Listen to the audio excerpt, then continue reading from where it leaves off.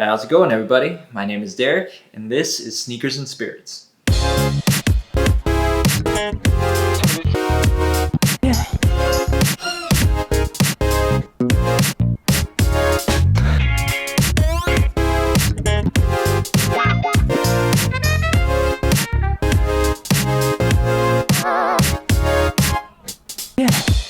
Welcome back to Sneakers and Spirits, the YouTube show where we talk kicks and whiskey.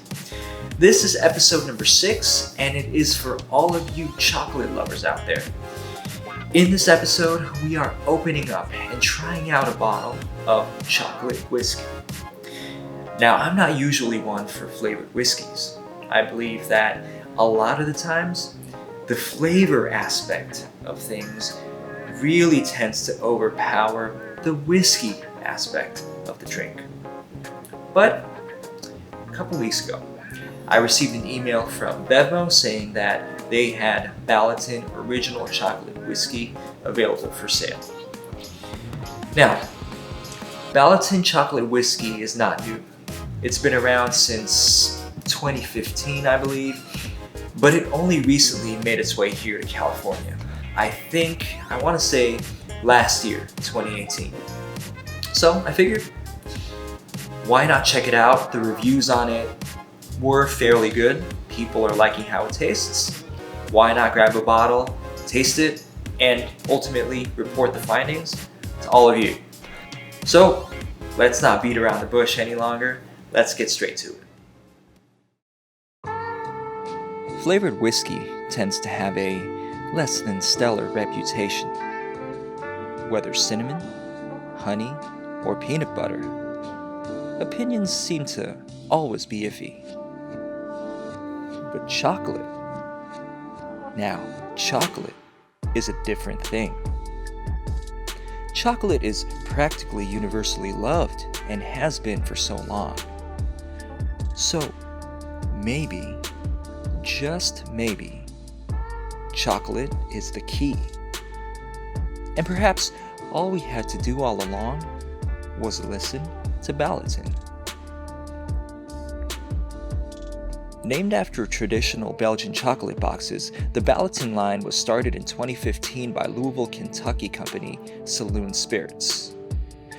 Developed in conjunction with neighboring beverage company Flavorman, Ballotin's base whiskeys are sourced, ensuring that the company is able to concentrate on nothing but the main event: the chocolate. Now, there are whiskey drinkers, and there are those who are simply lovers of flavor. Ballotin proudly claims to focus on the latter, leaving the high-level whiskey connoisseurs to already established brands. As of 2019, Ballotin has ventured far from its home state, establishing itself all over the United States. And today, it has found its way to Sneakers and Spirits.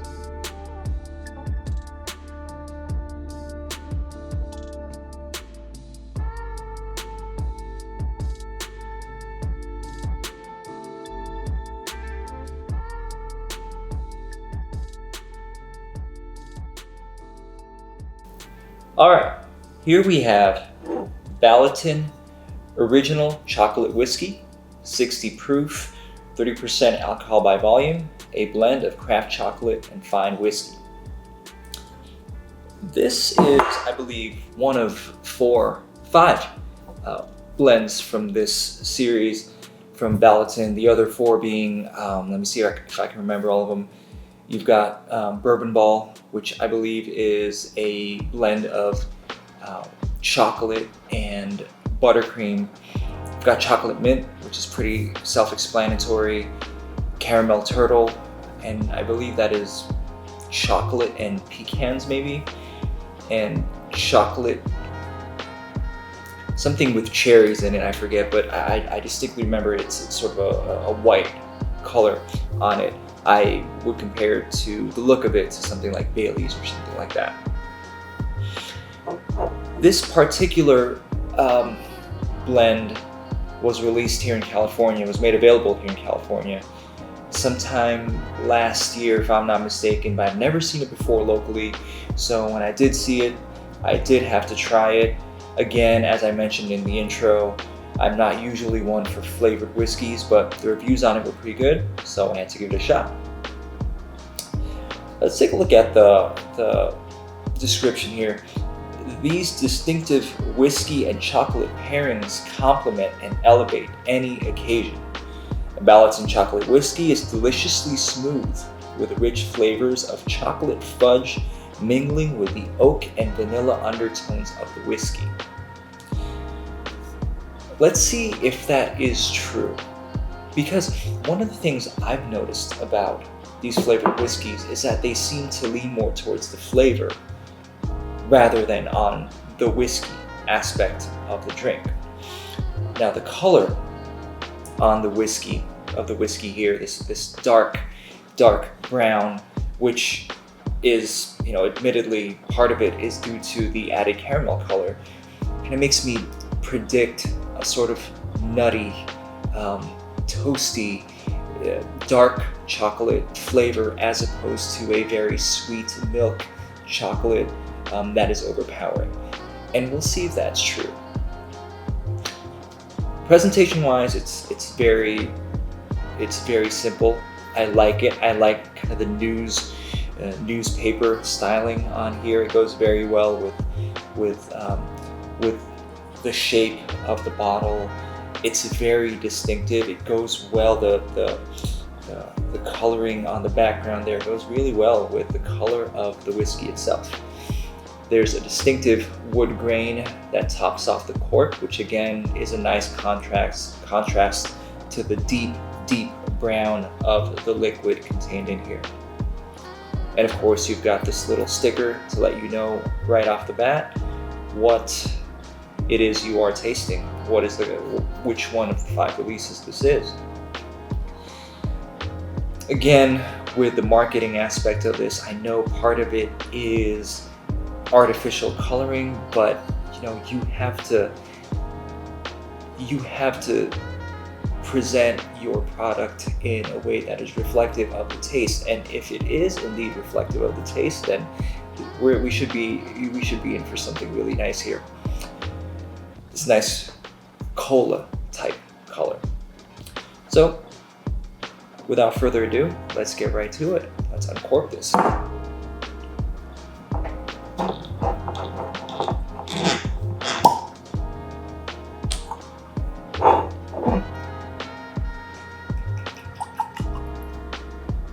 That is a nice brown. Usually what happens with these types of drinks, once you separate a small amount from the liquid inside, they tend to be significantly lighter in the glass. This one is still a very, very nice, rich brown color. Again, it's sort of a Coca-Cola type color to it that, that it looks like a soda that is just missing its carbonation. It's thick.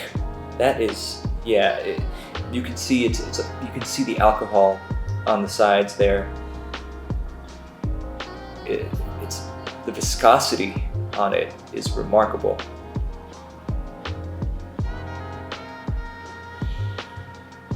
And it's almost as if you opened up a candy bar for the first time. You're still hearing that foil settle. Shh.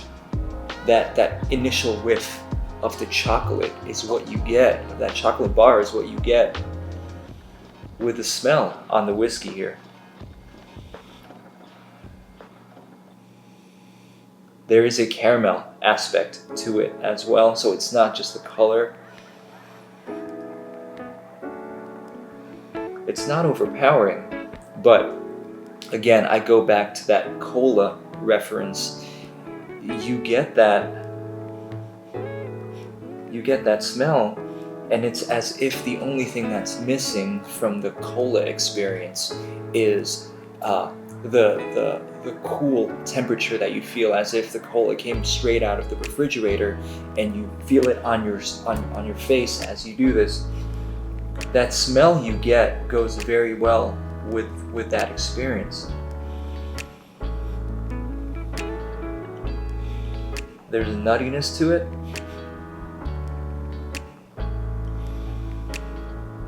And what's remarkable about it is that, well, I don't know if it's remarkable, but it's definitely something to note, is that I don't really smell the usual notes that I do with whiskey. And it could be attributed to the fact that it's a lower alcohol content, that I haven't smelled flavored whiskey in a while. That is a possibility, and so my nose needs to get used to being able to pick up the whiskey undertones in this drink, but I don't really smell the usual tones, so we'll see how it goes. But from a casual standpoint,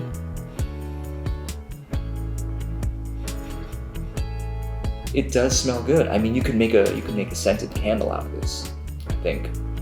And if I were to compare it to a particular candy bar, actually, the first thing that comes to mind is the Nestle Crunch bar, Nestle Crunch. When you open that foil up, one thing that I noticed just right now that makes me expect something significantly sweet, probably I'm predicting sweeter than I would like, is that when I poured the whiskey into this glass, a couple of drops spilled out, and it is sticky. I mean, I'm expecting a rather high sugar content on this, but we'll see. So without further ado, let's jump right in. Cheers.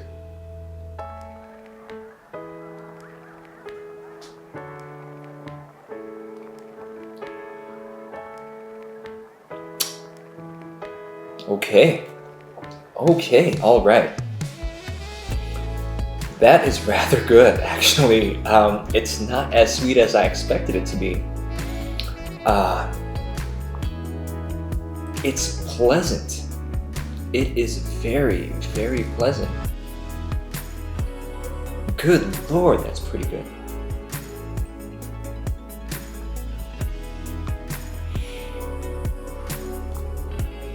Now, the chocolate is more of a dark chocolate than a milk chocolate flavor, as I had initially predicted. I originally thought, based on the stickiness of the liquid, the smell that I got, that the sugar content, the sweetness would be, off the charts pretty much. But that's surprisingly subtle. It takes a while for you to actually get to the whiskey aspect of it, and the finish is not lasting. And so I'd say that if you're not really looking for the whiskey, you can actually miss it. If you're not looking for those whiskey undertones, it's really, really easy to miss them.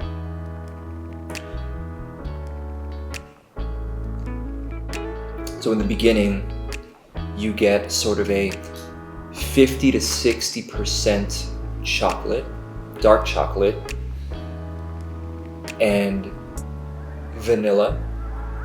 And then towards the back end, then you get sort of those corn flavors, that sweetness that you get from corn whiskeys, and that oak. You get it at the very end there.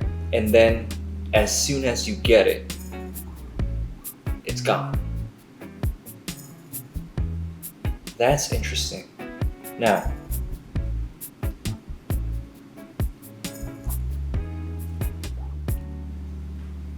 I will say that even though this is really, really, really good to the point that I can't wait to be done shooting this episode so I can drink more of this,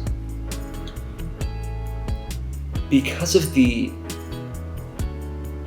overarching chocolate flavor to it,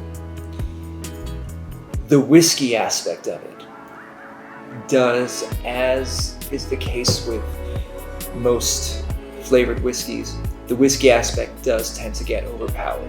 Not as much. Again, you get the underlying notes at the very end, but it's fleeting. This is not something that you would drink for the sake of drinking, to experience the whiskey and appreciate the nuances of the drink. It's not as complex as other whiskeys.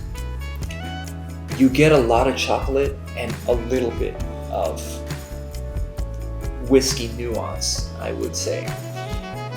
In fact, I would go so far as to say this is more for dessert sipping rather than something you would have on its own.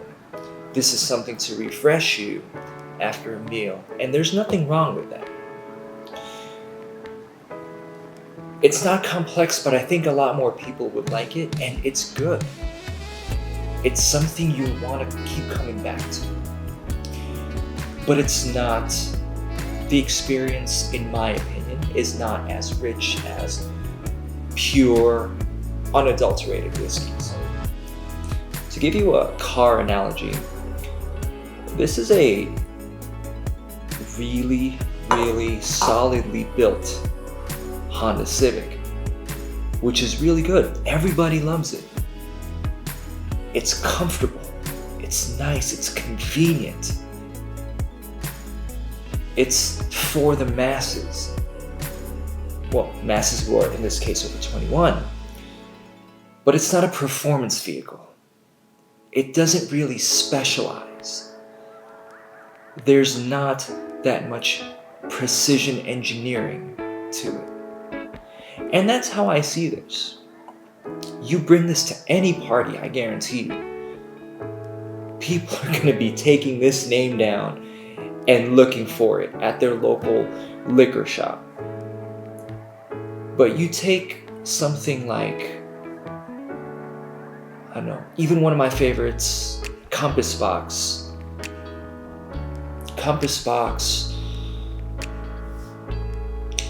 Great King Street Artists Blend. Even when I took that to a get-together, not everybody liked it. And that's on the lighter side. For some people, it was too strong. It was too intense. But you take this to any gathering, I guarantee you, people are going to absolutely love it. And there's nothing wrong with that. But it's not going to broaden your horizons when it comes to whiskey, in my opinion. So, at the end of the day, one last question remains. Is it worth it? Now, I got this bottle for $25. I'll tell you, I would love to come home to this bottle sitting on my bar, ready to be consumed at any point. Have a nice hearty dinner. Instead of reaching for a late harvest Riesling, ice wine, or a bottle of port, instead pour myself an ounce of this and call it a day. This has proven to me that flavored whiskey can be done right. But it's also proven to me that flavored whiskey is for a different kind of experience. It's not a, let's analyze this whiskey, let's sit down, discuss, take notes, smell it, try to figure out all the intricacies of it. It's not for that. And there's nothing wrong with that. This is meant for you to just sit back, relax, and enjoy and not have to think about anything. It doesn't have to be such a big event. Because chocolate is chocolate. It's good. Whiskey is good. Chocolate whiskey is very good. And that wraps up another episode of Sneakers and Spirits. Till next time, keep sipping and keep stepping. Meet you right back here for episode 7.